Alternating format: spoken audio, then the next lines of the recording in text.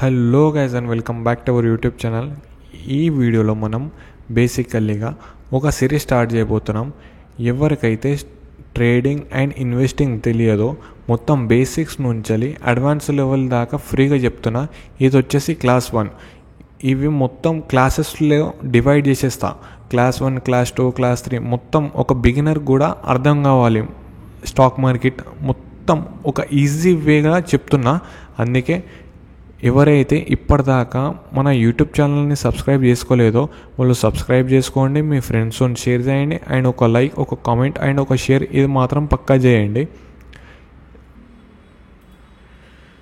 Guys, ఈ 2025 first long video ఇది. దీంట్లో మనం యాజ్ ఎ బిగినర్గా మీకు మొత్తం నేనేం అజ్యూమ్ చేస్తున్నా అంటే మీకు మొత్తం జీరో నాలెడ్జ్ ఉంది స్టాక్ మార్కెట్లో, ఎస్ కూడా తెలియదు మీ అందరికీ. సో నేను ఇక్కడ నుంచి స్టార్ట్ చేయబోతున్నా మొత్తం జీరో నుంచి.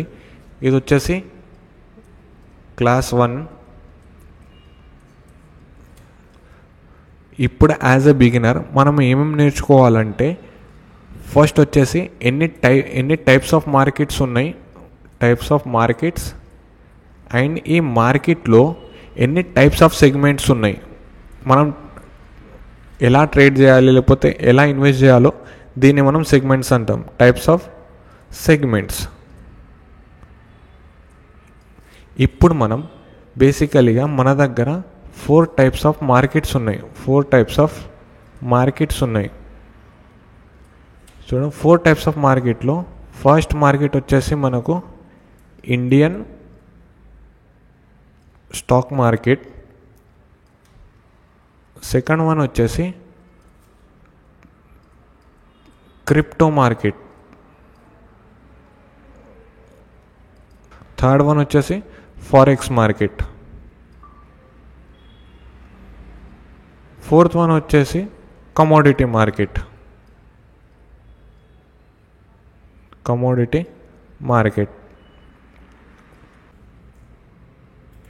ఇప్పుడు మనం ఇండియన్ స్టాక్ మార్కెట్ నేర్చుకోవాలన్నా చార్ట్ ట్రేడింగ్ రావాల్సిందే. క్రిప్టో మార్కెట్ నేర్చుకోవాలన్నా చార్ట్ ట్రేడింగ్ రావాల్సిందే. ఫారెక్స్ మార్కెట్ నేర్చుకోవాలన్నా చార్ట్ ట్రేడింగ్ రావాల్సిందే. కమోడిటీ మార్కెట్ నేర్చుకోవాలన్నా చార్ట్ ట్రేడింగ్ కావాల్సిందే.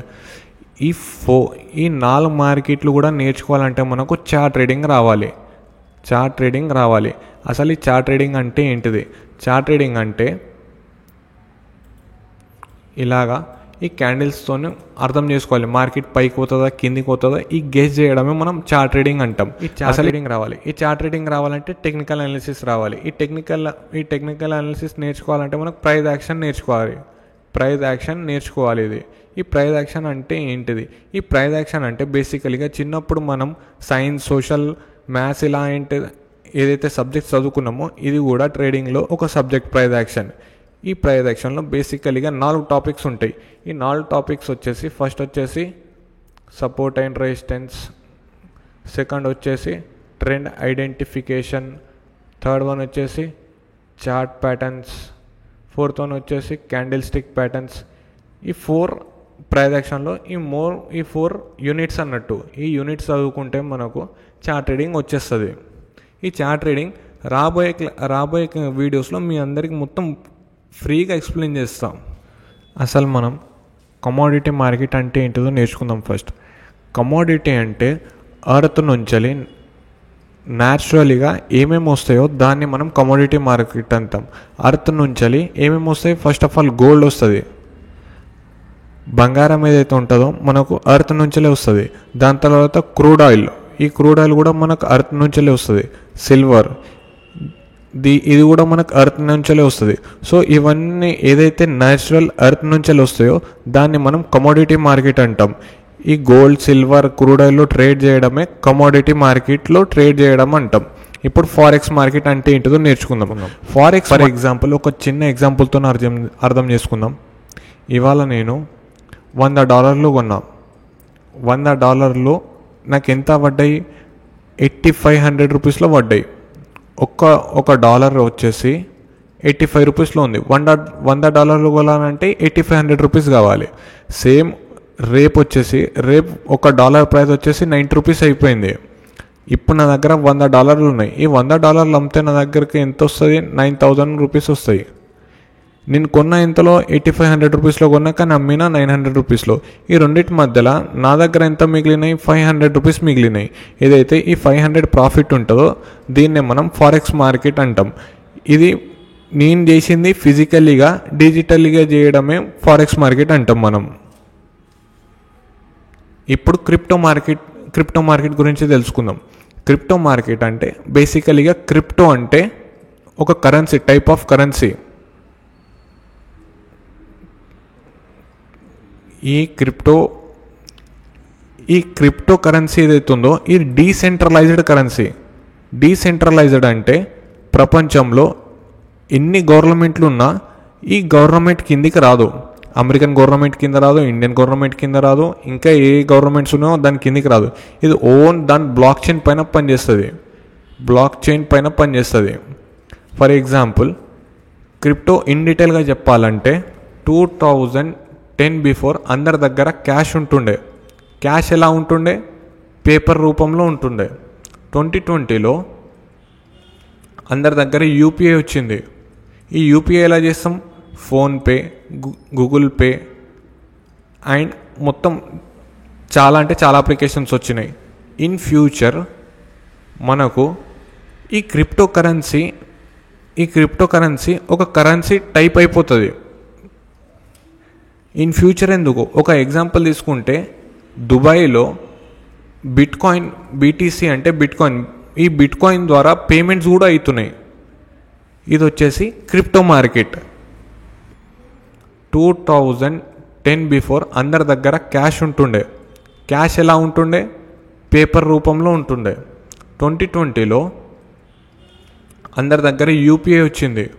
ఈ యూపీఐ ఎలా చేస్తాం? ఫోన్పే, గూగుల్ పే అండ్ మొత్తం చాలా అప్లికేషన్స్ వచ్చినాయి. ఇన్ ఫ్యూచర్ మనకు ఈ క్రిప్టో కరెన్సీ ఒక కరెన్సీ టైప్ అయిపోతుంది. ఇన్ ఫ్యూచర్ ఎందుకు? ఒక ఎగ్జాంపుల్ తీసుకుంటే దుబాయ్లో బిట్కాయిన్, బీటీసీ అంటే బిట్కాయిన్, ఈ బిట్కాయిన్ ద్వారా పేమెంట్స్ కూడా అవుతున్నాయి. ఇది వచ్చేసి క్రిప్టో మార్కెట్. ఇప్పుడు మనం ఇండియన్ మార్కెట్స్లో వస్తే బేసికలీగా మన ఇండియన్ మార్కెట్ సెగ్మెంట్స్లో డివైడ్ అయి